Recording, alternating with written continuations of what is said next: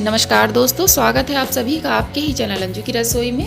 आज मैं आपसे शेयर करूंगी मूली की चटनी की रेसिपी। मूली की चटनी बनाने के लिए मैंने यहाँ पर एक टमाटर, आधा टुकड़ा मूली, साथ ही मैंने यहाँ पे एक हरी मिर्च, एक टुकड़ा अदरक का, 6 लहसुन की कलियाँ और कुछ मूली के पत्ते लिए हैं। हमें मूली की चटनी में डंडी का यूज़ नहीं करना है, उससे मूली की चटनी में थोड़ा सा कड़वापन आ जाएगा। तो देखिए, आप देख सकते हैं मैंने यहाँ से पत्ते तोड़ रखे हैं।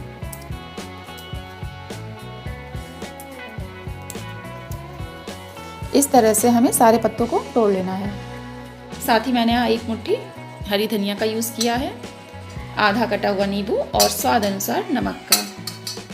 तो चलिए बनाना शुरू करते हैं मूली की चटनी। बनाने के लिए सबसे पहले मैं यहाँ एक जार लूँगी। अब हम इसमें मूली कट करके डाल देंगे, छोटे छोटे पीस कट करेंगे।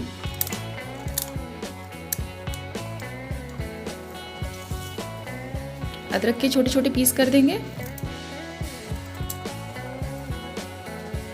लहसुन डाल दूंगी, साथ ही एक हरी मिर्च। अगर आपको ज़्यादा तीखा पसंद है तो आप 2 हरी मिर्च का यूज़ कर सकते हैं। मूली के पत्ते डाल दूंगी मैं सारे इसमें।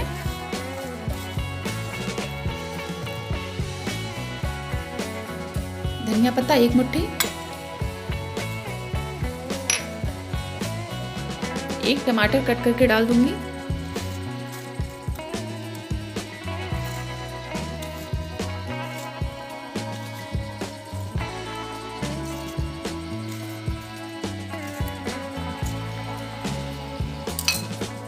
स्वाद अनुसार नमक, साथ ही मैं इसमें आधा टुकड़ा नींबू का रस यूज करूंगी।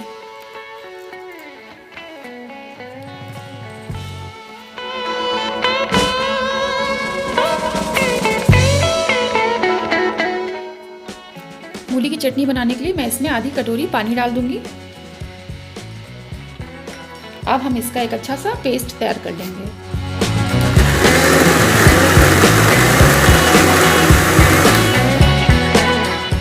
चटनी को मैंने अच्छे से पीस लिया है। देखिए कलर कितना अच्छा आया है और ये खाने में भी बहुत स्वादिष्ट है। आपको ये रेसिपी ज़रूर पसंद आएगी। कलर देख सकते हैं और बहुत ही महीन पिसा है। तो चलिए, मूली की चटनी पिस के तैयार है। अब हम इसे सर्व करेंगे।